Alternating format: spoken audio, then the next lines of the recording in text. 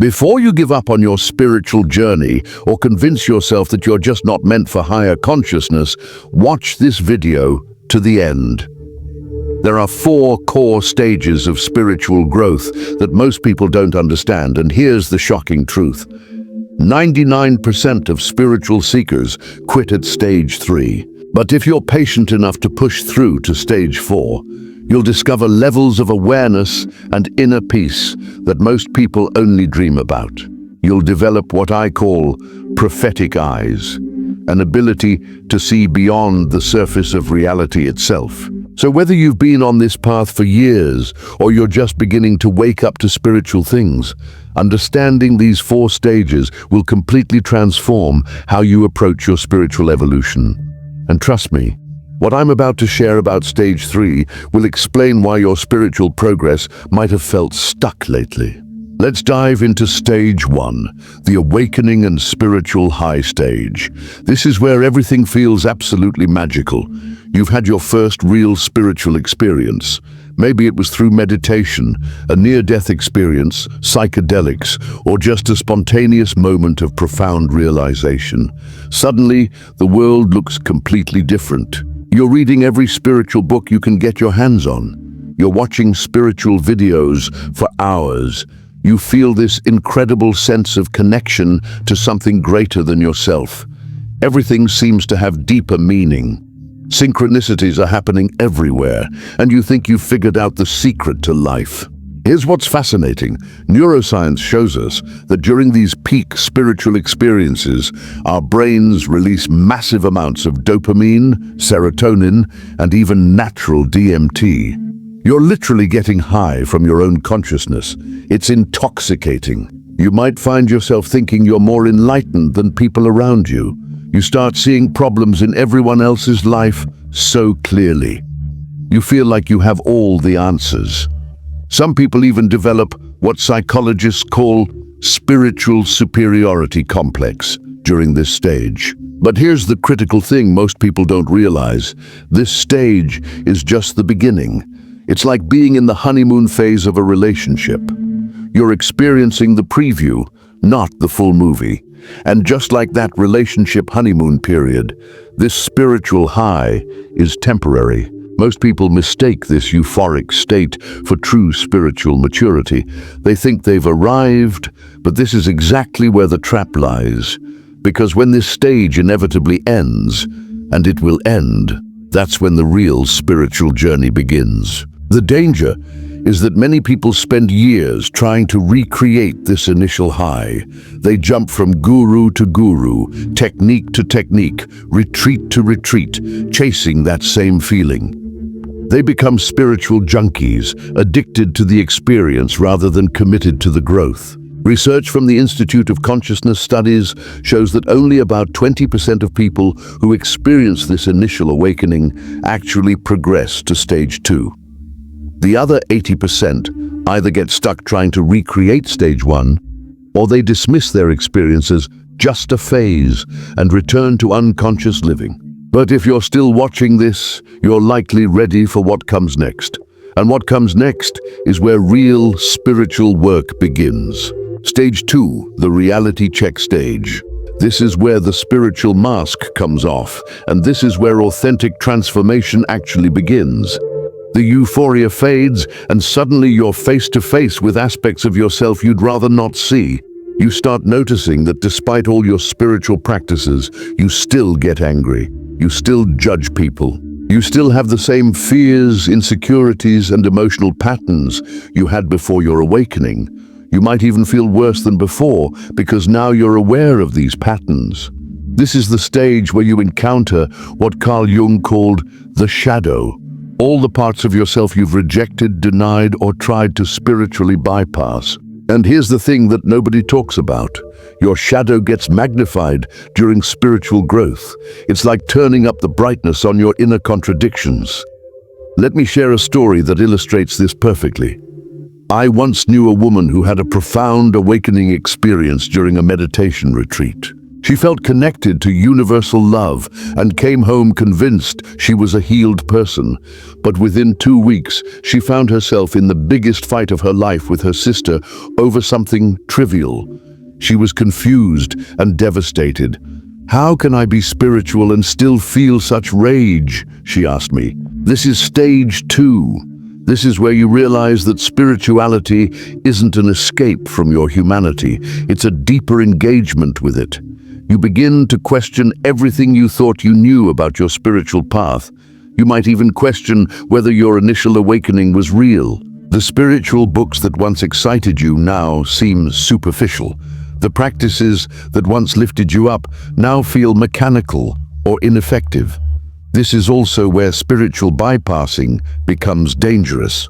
Spiritual bypassing is when we use spiritual concepts to avoid dealing with emotional pain or psychological issues.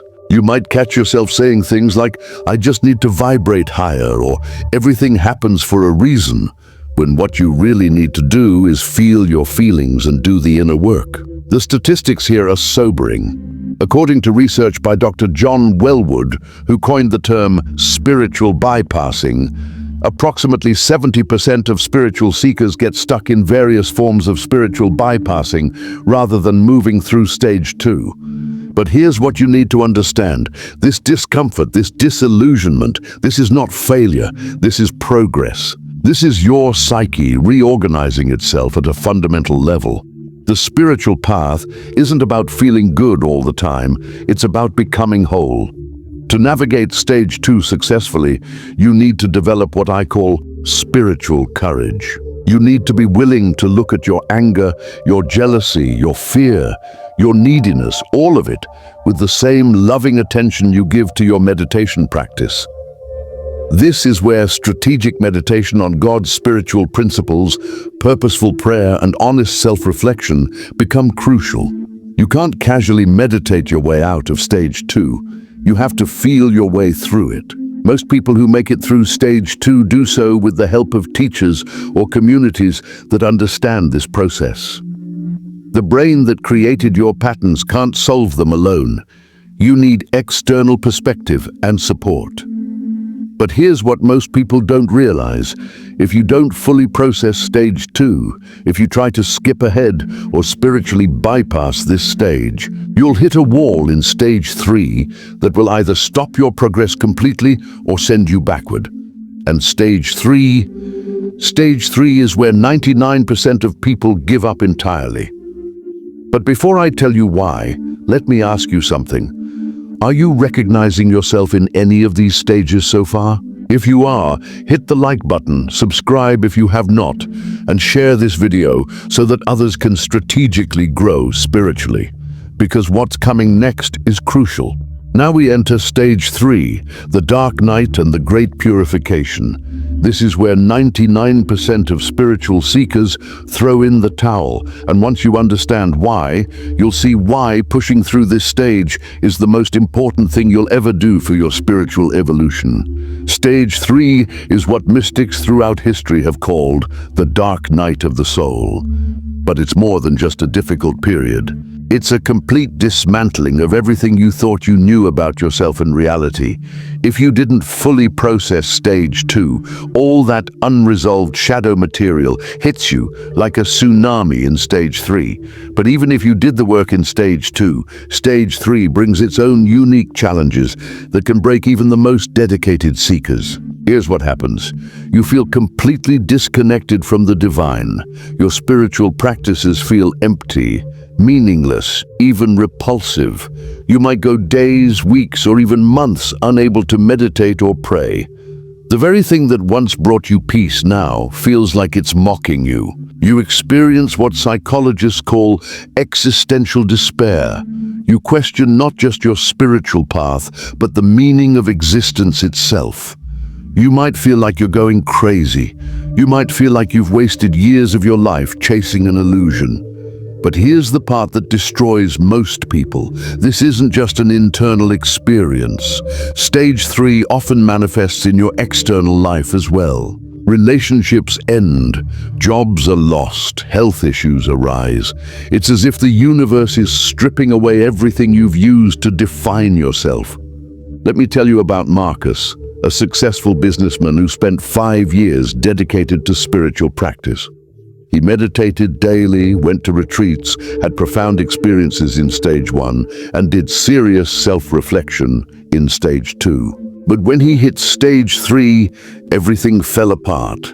His marriage ended, his business collapsed, and he fell into the deepest depression of his life. For 2 years, he couldn't even sit in meditation without feeling overwhelming anxiety. He told me, "I feel like God has abandoned me, or worse, like God never existed in the first place." This is stage 3. The reason most people quit here is that they interpret this experience as failure. They think they're doing something wrong. They think they're not spiritual enough, not pure enough, not dedicated enough. But that's exactly backward. Stage 3 is not happening to you. It's happening for you. This is what spiritual teacher Adyashanti calls the fire of truth. Everything false in your spiritual identity, everything you've been using to maintain your ego in spiritual clothing, gets burned away. Here's what's really happening in stage 3. Your old sense of self is dying, but your new self hasn't been born yet. You're in the void between who you were and who you're becoming, and the void is terrifying because there's nothing to hold on to. Studies in transpersonal psychology show that people experiencing stage 3 often have increased activity in the default mode network of the brain, the same network that's active during depression. But here's the fascinating part. They also show increased activity in areas associated with self-transcendence. You're literally being rewired at the neurological level. The key to surviving stage 3 is surrender, not spiritual bypassing, not trying to feel better, not trying to get back to stage 1 or 2. Complete surrender to the process, even when it feels like it's destroying you. This is where having a guide becomes essential, someone who has walked this path and understands that stage 3 is not a detour. It's the path itself. Most traditional therapists don't understand this process and might try to medicate you out of it, which only prolongs the suffering. You also need to understand that stage 3 can last months or even years. There's no timeline for spiritual death and rebirth. The part of you that wants to control the process, that wants to know how long will this last, that part is exactly what needs to die. But here's what keeps you going through stage 3: faith. Not religious faith necessarily, but faith in the process itself. Faith that this destruction is reconstruction. Faith that you're not losing your mind, you're finding your soul. And if you can stay with this process, if you can resist the urge to run back to your old life or jump to another spiritual path, something miraculous happens. You don't just recover from stage 3. You emerge as a completely different being.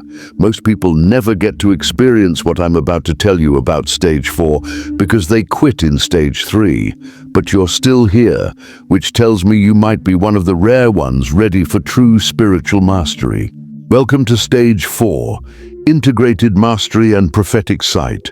This is where fewer than 1% of spiritual seekers ever reach, and what you discover here will change everything about how you move through the world. If you've made it through stage 3, you've died to your old self and been reborn into something entirely new. But stage 4 isn't just about personal transformation, it's about becoming a bridge between the spiritual and material worlds. In stage 4, you don't have spiritual experiences. You are a spiritual experience. The distinction between your ordinary consciousness and your spiritual consciousness dissolves completely. You're not trying to be spiritual anymore. You simply are. Here's what's remarkable about this stage. You develop what ancient traditions call spiritual sight, or what I call prophetic eyes. You begin to see patterns, connections, and possibilities that are invisible to most people. You can sense the deeper currents moving through situations and people's lives. This isn't about predicting the future like a fortune teller. It's about perceiving the spiritual dynamics that are always at play beneath the surface of reality. You can sense when someone is ready for a breakthrough, when a situation is about to shift, when a new opportunity is emerging from what looks like chaos. Let me tell you about Sarah, a client who reached stage 4 after a particularly intense 3-year journey through stage 3. She called me one day and said, "Something strange is happening. I keep seeing things before they happen. Not big dramatic things, but I'll know who's going to call before the phone rings. I'll know when someone is struggling even when they haven't told me. I keep having dreams that turn out to be messages for other people." This is what happens when you integrate all 4 stages. Your intuitive abilities don't just increase, they become a natural part of how you navigate life. You develop what researchers call non-local awareness, the ability to access information beyond your immediate sensory experience. But stage 4 isn't just about developing supernatural abilities, it's about becoming a force for transformation in the world. People are naturally drawn to you, not because you're trying to be spiritual, but because you carry a quality of presence that's rare in our world. You become what I call a spiritual catalyst. Just being around you helps other people access deeper parts of themselves. You don't have to preach or teach. Your very presence awakens something in others. In stage 4, you also develop what spiritual teacher Ram Dass called fierce grace. You can hold space for others' pain without being overwhelmed by it. You can speak truth with compassion. You can see through people's defenses to the light within them, even when they can't see it themselves. This is where your spiritual journey becomes a gift to the collective. You're no longer just working on your own consciousness. You're contributing to the evolution of human consciousness itself.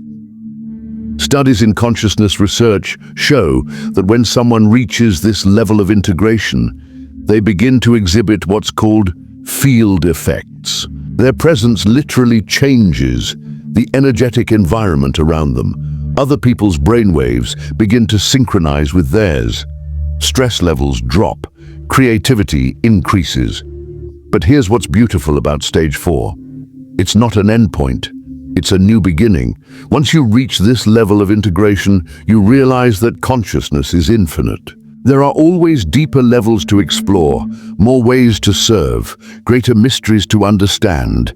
You also develop what I call ordinary miracles, the ability to manifest what's needed not through force or manipulation, but through alignment with what wants to emerge. Opportunities appear, the right people show up, resources become available. It's not magic, it's spiritual physics. This is where many people begin to discover their true spiritual gifts. Some become healers, others become teachers or guides. Some become artists or innovators who channel higher consciousness into their work. There's no single path. There are infinite ways to express your evolved consciousness. Now that you understand these 4 stages, let me share the most important insights for protecting and accelerating your spiritual growth. First, understand that these stages aren't linear. You might cycle through them multiple times at different levels. Someone can be in stage 4 in one area of their life and stage 2 in another. The path is spiral, not straight. Second, each stage has its own gifts and challenges. Don't try to rush through them. The time you spend in each stage is preparing you for what's next. Trying to skip stages or hurry the process usually just creates more suffering. Third, community is crucial. Find others who understand this journey. Most people in your life won't understand what you're going through, especially in stages 2 and 3. Having even one person who gets it can make the difference between continuing and giving up. Here are 3 daily practices that will support you through all 4 stages. Practice 1. Radical honesty with yourself. Every morning, take 5 minutes to honestly assess where you are. Not where you wish you were, not where you think you should be, but where you actually are. This prevents spiritual bypassing and keeps you grounded in reality. Practice 2. Presence over performance.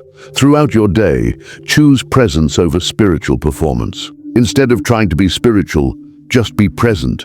Presence is the foundation of all authentic spiritual growth. Practice 3. Monthly integration reviews. Once a month, review your spiritual journey. What patterns are you noticing? What's working? What's not? Where do you need support? This keeps you conscious of your growth rather than just hoping it's happening. Now, if you've made it this far in the video, you're probably wondering more about those prophetic eyes I mentioned. The ability to see beyond the surface of reality is one of the most fascinating aspects of stage 4, and it's something that most people don't even realize is possible. The truth is, we all have prophetic potential. It's built into human consciousness. But most people never develop it because they never complete the spiritual purification process I've just described. Your intuitive abilities are directly connected to your level of spiritual integration. That's exactly what I want to explore with you next. I'm creating a complete series on prophetic development, taking you from beginner level all the way to advanced prophetic mastery. And the next video in this series is going to blow your mind. I'm going to share with you 5 hidden signs you were born with prophetic eyes.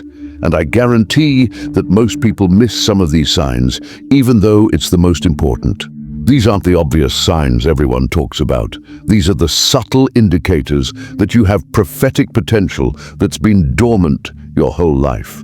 If you've ever had the feeling that you can sense things others can't, if you've ever known something was going to happen before it did, if you've ever walked into a room and immediately felt the energy of what's been happening there, then you need to watch that video. But here's the thing, your prophetic abilities will only develop as far as your spiritual maturity allows. That's why understanding these 4 stages is so crucial. The deeper you go in your spiritual development, the clearer your prophetic sight becomes. Before we end, let me leave you with this truth. You didn't find this video by accident. The fact that you're here, that you've watched this far, that you're drawn to understand these deeper aspects of spiritual growth, that itself is a sign that you're meant for something more than ordinary consciousness. Most people live their entire lives in spiritual stage 1 or 2. Some touch stage 3 and run away. But you're different. You're one of the ones who's willing to go the distance. The journey isn't easy. Stage 3 will test everything you think you know about yourself and reality. But on the other side of that testing is a life of meaning, purpose, and spiritual power that most people only dream about. Your spiritual evolution matters, not just for you, but for everyone whose life you'll touch. We need people who are willing to do this deep work, who are willing to become bridges between worlds, who are willing to develop their prophetic sight to serve the greater good. So I want to ask you, which stage are you in right now? And more importantly, are you ready to commit to the journey all the way to stage 4? Because if you are, everything changes from here. Make sure to watch the next video about the 5 hidden signs of prophetic eyes. Your spiritual gifts are waiting to be awakened, and I'm going to show you exactly how to recognize and develop them. The world needs your light. Don't keep it hidden any longer.